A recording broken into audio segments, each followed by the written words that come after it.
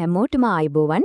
ඔන්න අද මේ පැහැදිලි කිරීමෙන් අපි කතා කරන්න යන්නේ අන්තර්ජාලය පාවිච්චි කරන ඕනෑම කෙනෙකුගේ ජීවිතය සම්පූර්ණයෙන්ම වෙනස් කරන්න පුළුවන් මාරම මාතෘකාවක් ගැන. අපි හැමෝම දවසකට සෑහෙන වෙලාවක් Facebook එකේ ඉන්නවනේ නේද?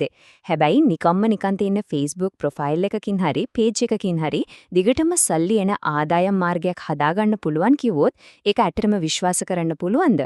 ඔව්, අද අපි මේ මූලාශ්‍ර හරහා හොයාගෙන යන්නේ අන්න ඒ රහස ගැනයි. මේක කොහොමද පියවරෙන් පියවර හරියටම කරන්න කියලා අපි මේ පැහැදිලි කිරීමෙන් කතා කරමු.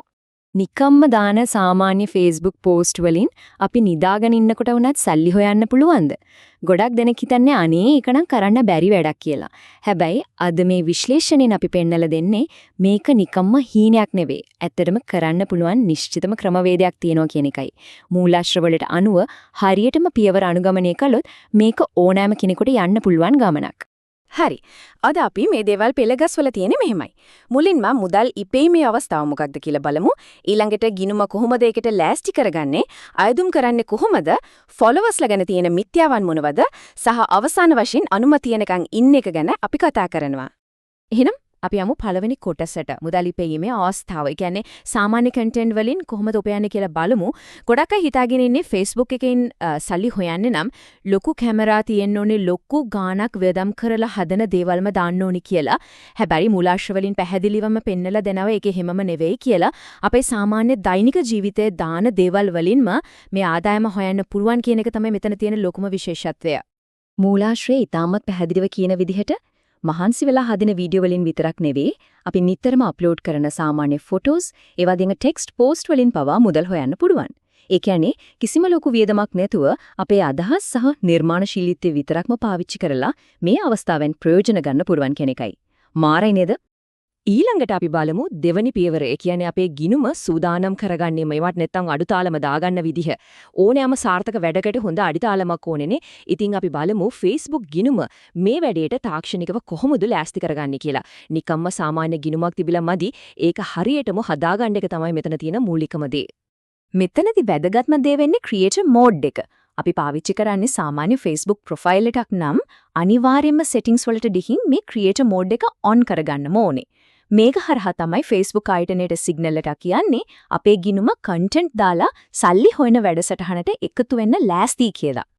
ඔන්න ක්‍රියේටර් මෝඩ් එකට මාරු වුණාට පස්සේ හරි පේජ් එකට ගියාට පස්සේ හරි අපිට හම්බ වෙන වැදගත්ම ටූල් එක තමයි ප්‍රොෆෙෂනල් ඩෑෂ්බෝඩ් එක.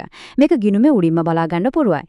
පාවිච්චි කරන ෆෝන් එක හරි Android version එක හරි අනුව මේකේ පෙනුම චුට්ටක් විතර වෙනස් වෙන්න පුළුවන්. හැබැයි කොහොම හරි මේක හොයාගන්න එක අනිවාර්යයි. මොකද ෆලෝවර්ස්ලා ගාන පෝස්ට් වලට ලැබෙන රීච් එක වගේ හැමදේම පෙන්වන්නේ මෙතනින්. හරි, දැන් අපි යමු තුන්වෙනි කොටසට. අයදුම් කිරීමේ ක්‍රියාවලිය. එහෙමත් නැත්නම් මෙතන තියෙන ප්‍රධානම ට්‍රික් එක මොකක්ද කියලා මේ පැහැදිලි කිරීමේ තීරණාත්මකම හරිය මේක තමයි. ගොඩක් අය මේක නිකම් ෆෝම් එකක් පුරවනවා වගේ හිස්ව සබ්මිට් කරලා දානවා. නමුත් මූලාශ්‍රයේ විදිහට මේකට පාවිච්චි කරන්න පුළුවන් මාරම ට්‍රික් එකක්. එහෙමත් නැත්නම් නිශ්චිත පියවරක් තියෙනවා. අපි බලමු ඒ මොකක්ද කියලා. මුලින්ම ඩෑෂ්බෝඩ් එකට ගියාට පස්සේ මොනිටයිසේෂන් කියන එකට ගිහින් එතනින් content monetization කියන එක තෝරගන්න.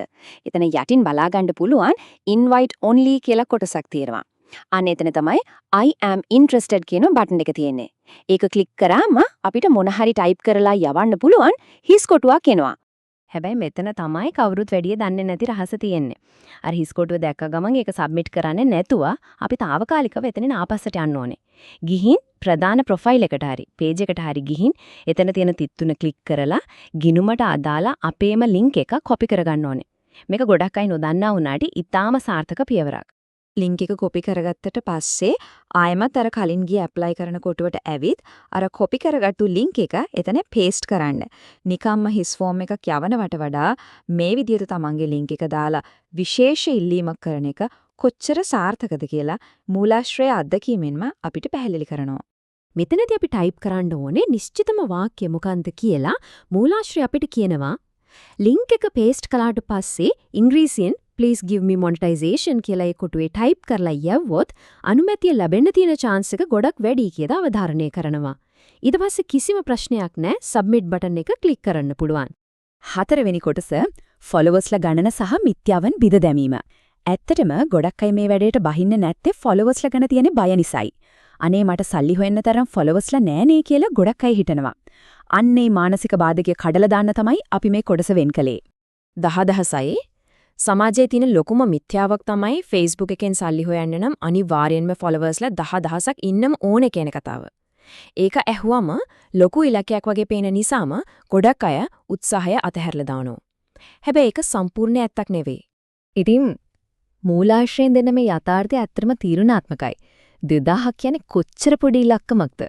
මූලාශ්‍රයේ පැහැදිලිවම කියනවා ඒගොල්ලෝ පෙන්වන උදාහරණේ 7000ක් හිටියත් ෆොලෝවර්ස්ලා 2000ක් 3000ක් වගේ ඉන්න ගිණුමකට උනත් මේ මොනටයිසේෂන් එක කිසිම අවුලක් නැතුව ඇක්ටිව් කරගන්න පුළුවන් වෙලා තියෙනවා කියලා.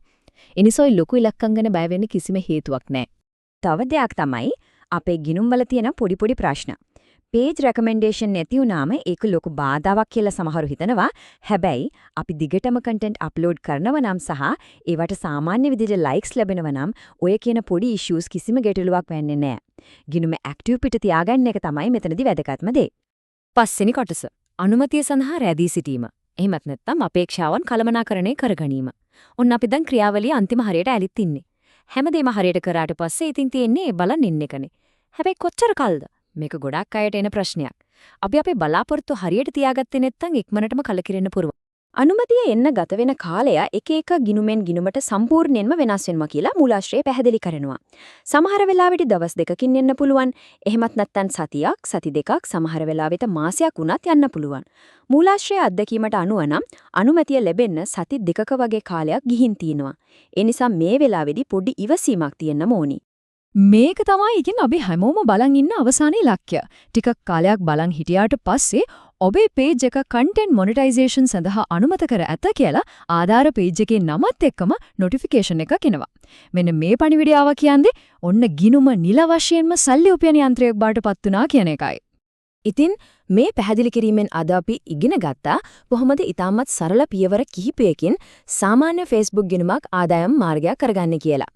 දැන් මාර්ගය සම්පූර්ණයෙන්ම විවෘතයි, පියවර ඔක්කොම ඊටම පැහැදිලියි. එහෙනම් අවසාන වශයෙන් ඉතිරි වෙන්නේ මේ ප්‍රශ්නේ විතරයි. මේ දැනුම පාවිච්චි කරලා අද දවසේ ඔයාලා නිර්මාණය කරන්න සූදානම් වෙන්නේ මොන වගේ content එකක්ද? අදම මේ ගමන පටන් ගන්න මේ පැහැදිලි කිරීමත් එක්ක එකතු වුණු හැමෝටම බොහොම ස්තුතියි.